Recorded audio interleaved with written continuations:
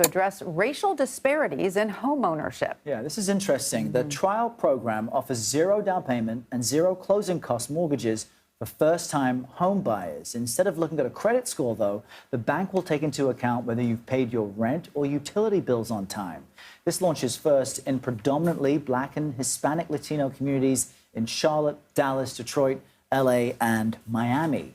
June Zhu joins us now. She's a clinical assistant professor of finance at Indiana University Bloomington and a non-resident fellow of housing finance policy at the Urban Institute. Thanks for being with us, June. Tell us more about this program and how effective you think it will be at bridging the racial wealth gap. Remember, that's also caused by just straight up racism. And if you think a program like this may be replicated on a national scale. Well, I think that the first thing is that, we know that homeownership is very important and is one of the best ways for American family to accumulate wealth. Because as the borrower pay down their mortgage, they can earn wealth through so-called home equity. Now, if we take a look at net worth of U.S. homeowners, 47% of the net worth actually coming from home equity. And for the minorities, actually, the percentage is much higher. Let me give you an example. For the Black homeowners, about 60% of the total net worth is actually from home equity. So I think it's very important if we can bring more households into home buying market. Now, for this program, will this program bring more minorities? In my opinion, the answer is yes. I think it's for two reasons. The first thing is that because compared to the white households, people of color sometimes do not have sufficient liquid resources to compete for a home, right? And the other thing is that usually minority households, they have lower income than the white households, and they have fewer savings. So if you have a program with no down payment, no closing costs, it can help minority families to fill the gap between available savings and also upfront cash needed for a down payment and closing costs at a, on a home. A second thing I think, go ahead. No, go ahead, finish. Sure. So second thing I think is also very important is there's a program using different creditworthiness, such as rental pay history. I think this can reduce the barrier to achieve the home ownership, because currently what we have is credit score is the gateway to the credit market.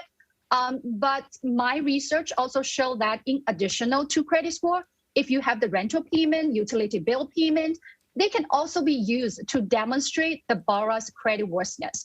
So if we have alternative measures of the creditworthiness, it can open the credit box and bring in more homeowners into the housing market.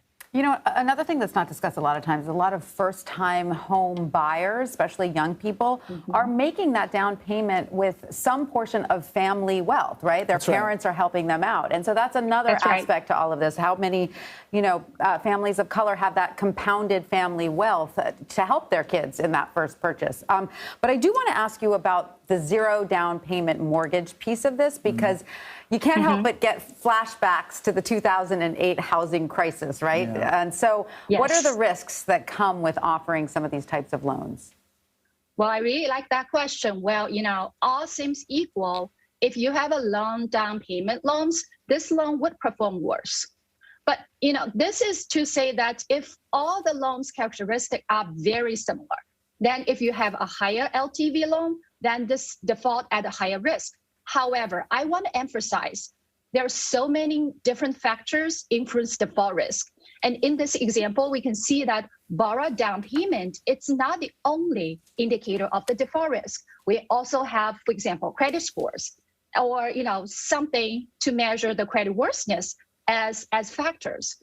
So we should take a look at different characteristics for the down, not just for the down payment.